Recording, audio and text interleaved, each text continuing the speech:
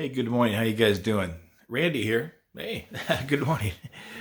So I just wanted to talk to you for a few minutes about communication. I've been last night. I was doing quite a bit with chords and stuff like that, making chords. So I'm a sound guy at our church, and so I do all the repairs and setups and building, and I've been building these chords. Okay, they're XLRs, and and I've been doing a lot of soldering. And here, I'll show you real quick. My table, right? You can see my table with all my soldering stuff and ends and stuff like that. So, um, anyway, something you got to know about this stuff here is that it has to work. It has to go from one end to the other end. It has to go from this end to this end, or this end to this end. This goes into a microphone or another apparatus to get communication back and forth. And if there's a wire that is touching, or something that is broken, or whatever it is that causes the lack of communication for it to continue in continuity to come together, right? So there's three wires that have to be able to do uh, the same thing, and that's communicate with one another all the way through the process. And if they don't, well, there becomes a short, or there becomes something involved in that cuts off that line of let's call it the bloodline for a minute, okay? Let's just say that if one of your veins or organs doesn't work properly, it gets cut off with its fuel, with its blood, and it can no longer process properly. So it has to get fixed. And so last night I was having a problem with one of the connections. It just did not want to solder properly. And so I had to cut it back again, and I had to cut it and redo it. And finally I got it. It took me a little bit to get through that. And then the end that I was soldering on, I use a hot iron, a hot soldering gun with a real fine with a real fine tip on it. And you can see that you wore the tip out. So now I got to go buy another one, a little hook on it.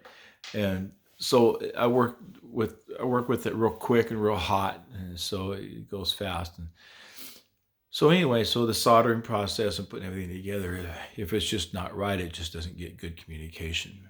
So I was thinking about that. That's why I was thinking, boy, isn't that the truth? Isn't that the truth? That, whether we're in life, whether it's our children or our spouse, our leaders, or communication. It's communication. When it breaks down, something bad happens. I was just watching the news, unfortunately, about the thing that happened. I don't know, in Atlanta, or I don't know, Florida, or something like that, about an altercation between an officer and a citizen. And the citizen unfortunately got shot due to, I don't know the whole process. I can't really say. But the thing is, there's a communication that broke down. We have a horrible communication in Seattle right now that is just not good. We don't have a direct line. That's what happens when it breaks down. When the communication breaks down, something doesn't work. It goes array. It doesn't. It doesn't. They don't talk to one another. So today, I think about that in my life. And am I a communicator? Do I communicate well with others? Do I get my point across without getting rambunctious, irate, or anything like that? And, well, not every time. Sometimes I do. Sometimes I'm very dogmatic about the way I feel about something. And we all get that way. We have our opinions, or we want to say, well, it was this way, it was that way.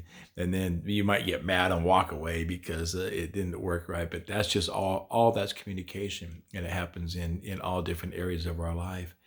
I find that as I gotten older and married longer for these 30 some odd years, that my communication with my wife is a lot better, because it's a lot calmer, and we can talk to one another. And then I have to think about where my main communication comes from, and that's with Jesus. Am I communicating with him? Well, you know what? I can talk to God, I can pray, and read and communicate with him that way. But I can say all the things I want to say, and I can make all the demands I want to make, and I can, God, I need this, and this has to happen, and da da da da da. But if I don't give God a chance to talk to me, if I don't give Him an opportunity to communicate back to me, it's a one-sided conversation, and there's a break in the wire someplace. There's a break in the blood flow. There's a break. And when that happens, it falls apart. It just falls apart. Well, I learned from that very thing that I need to do, and I need to communicate better, not with only my Lord and my Savior, my King, but anybody else. So I'm learning a lesson for myself, and I'm trying to teach you a lesson at the same time. Communication is not just talking. Communication is listening. It's taking the time to hear what the other party has to say.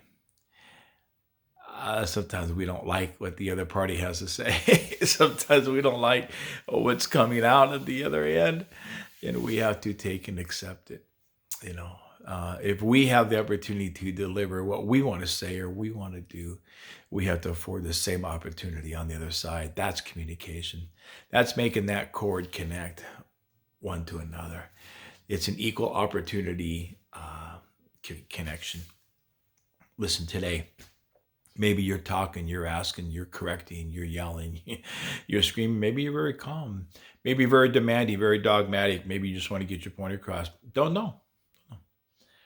But you got to remember, whatever you're doing, however you're communicating, you have to be able to leave the line open for the other person, the other entity, or whatever it is that you're communicating with, come back to you.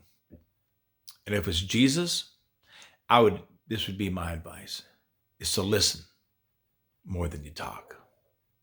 Have a great day. God bless you. I will see you later on, and be well. Keep going forward. Bye-bye.